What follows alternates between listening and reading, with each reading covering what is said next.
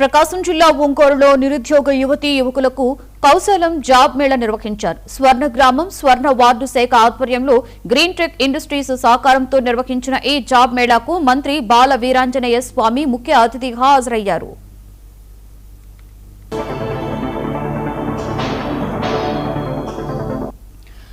కూటమి ప్రభుత్వం యువతకు 21 లక్షల ఉపాధి అవకాశాలు కల్పించే లక్ష్యంతో పనిచేస్తుంది అన్నారు. కౌశలం ద్వారా ఇప్పటికే 10,000 మందికి ఉపాధి కల్పించామని తెలిపారు. రాష్ట్రంలో మరొక 8 చోట్ల స్కిల్ సెంటర్లు ఏర్పాటు చేస్తామని చెప్పారు.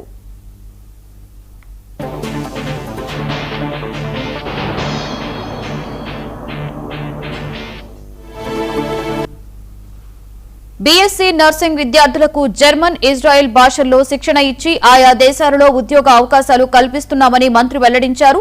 గత వైసీపీ ప్రభుత్వ హయాంలో గంజాయి, డ్రగ్స్ తో యువతను నిర్వీర్యం చేశారని మంత్రి విమర్శించారు.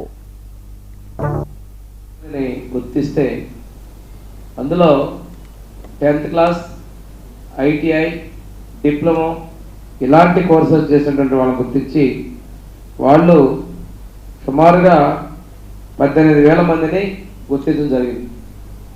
వీళ్ళలో ఉన్న స్కిల్ని, మనకు వచ్చేటువంటి పరిశ్రమల్ని రెండింటినీ కూడా అనుసంధానం చేయడం ద్వారా ఉద్యోగం, ఉపాధి కల్పించాల లక్ష్యంతో ఐటీ శాఖ, స్వర్ణగ్రామ శాఖ సంయుక్తంగా కౌశలం పోర్టల్ తీసుకొని రావడం జరిగింది. ఈ స్వర్ణగ్రామ, స్వర్ణవార్డు శాఖలో ఉన్నటువంటి కార్యాలయం ద్వారా మీరు నమోదు చేసుకున్నటువంటి వాళ్ళందరికీ కూడాను ఎగ్జామ్ కండక్ట్ చేయడం జరిగింది.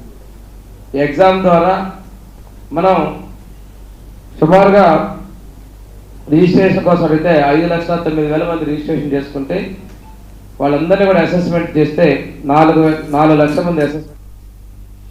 That's all for now. For more